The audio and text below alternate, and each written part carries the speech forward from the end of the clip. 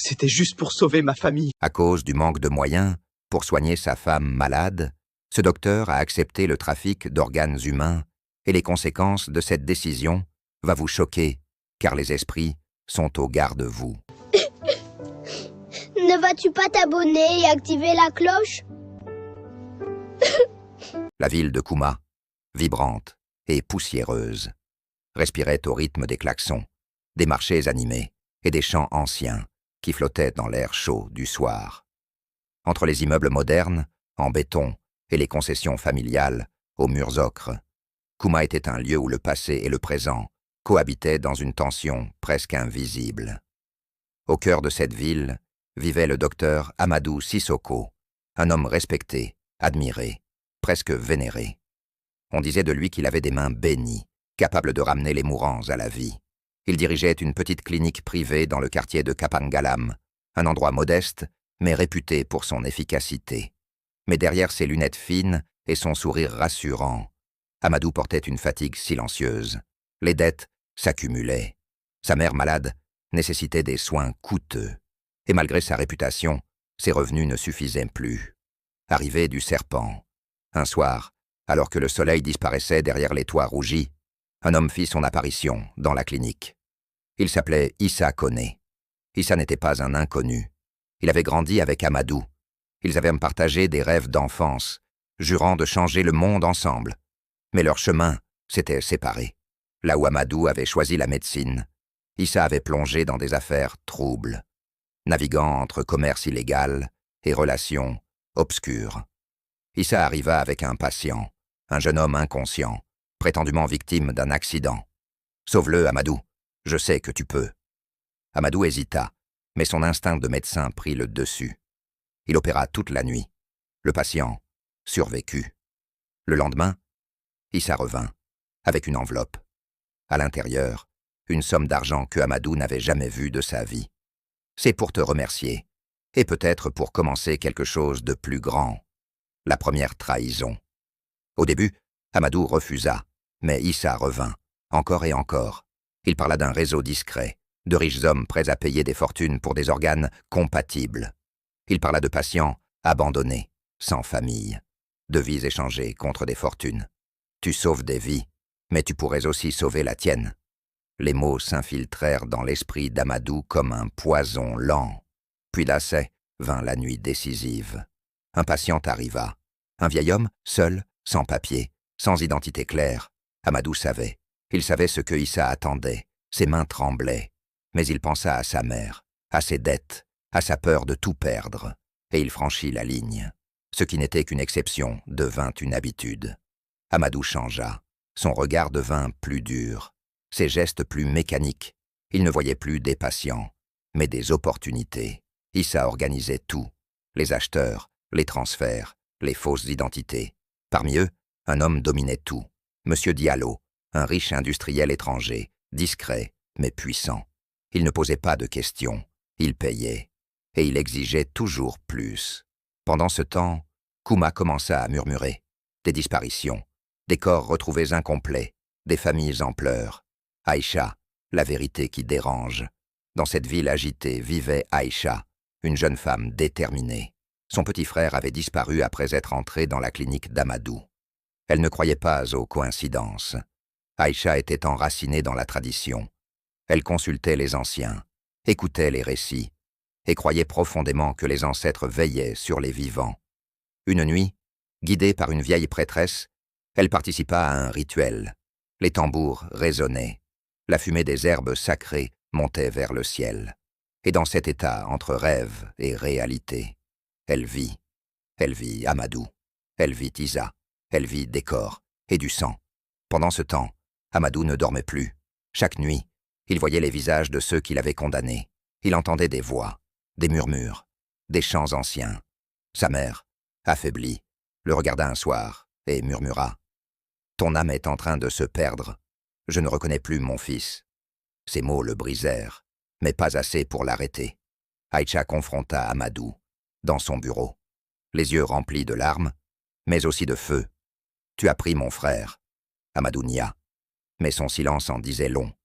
Aïcha sortit une amulette. « Les ancêtres voient tout. » À cet instant, quelque chose se brisa en lui. La vérité remonta à la surface. Issa, sentant le danger, tenta de fuir. Monsieur Diallo disparut, mais Kouma, elle, ne resta pas silencieuse. Les rumeurs devinrent cris, les cris devinrent colère. La police intervint. La clinique fut fermée. Amadou fut arrêté. Le jugement intérieur. Dans sa cellule, Amadou n'avait plus rien. Plus de richesse, plus de statut. Juste ses souvenirs et ses regrets. Les voix ne s'étaient pas tues. Elles étaient devenues plus fortes. Un soir, il murmura « Je voulais juste survivre ». Mais au fond de lui, il savait. Il avait trahi sa vocation, son peuple, son humanité. La vérité révélée. Grâce à Aïcha, plusieurs familles obtinrent justice.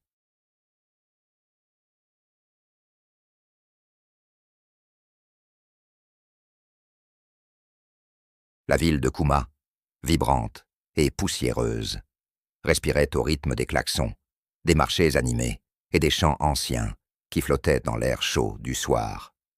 Entre les immeubles modernes, en béton, et les concessions familiales, aux murs ocres, Kouma était un lieu où le passé et le présent cohabitaient dans une tension presque invisible. Au cœur de cette ville vivait le docteur Amadou Sissoko, un homme respecté, admiré, presque vénéré. On disait de lui qu'il avait des mains bénies, capables de ramener les mourants à la vie. Il dirigeait une petite clinique privée dans le quartier de Kapangalam, un endroit modeste, mais réputé pour son efficacité. Mais derrière ses lunettes fines et son sourire rassurant, Amadou portait une fatigue silencieuse. Les dettes s'accumulaient. Sa mère malade nécessitait des soins coûteux.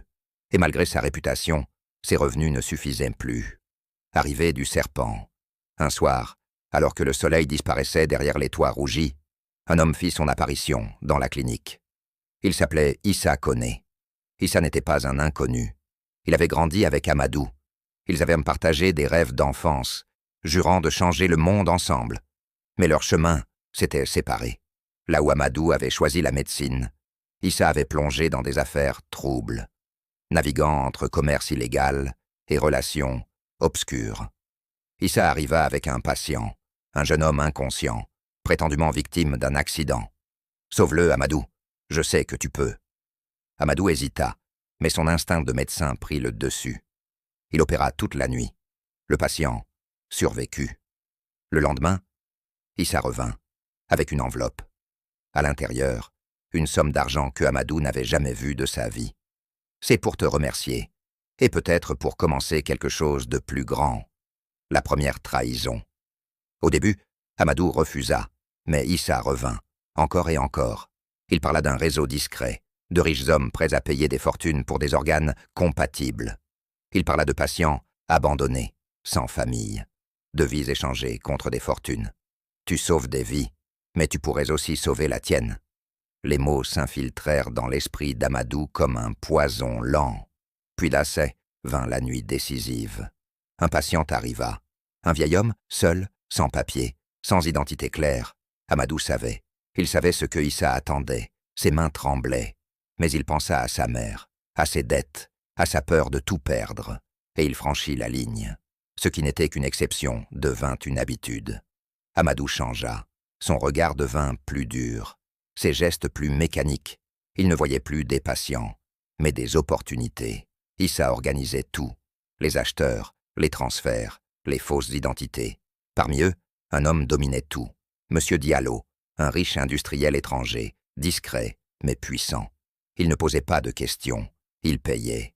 Et il exigeait toujours plus. Pendant ce temps, Kouma commença à murmurer. Des disparitions, des corps retrouvés incomplets, des familles en pleurs. Aïcha, la vérité qui dérange. Dans cette ville agitée vivait Aïcha, une jeune femme déterminée. Son petit frère avait disparu après être entré dans la clinique d'Amadou. Elle ne croyait pas aux coïncidences. Aïcha était enracinée dans la tradition.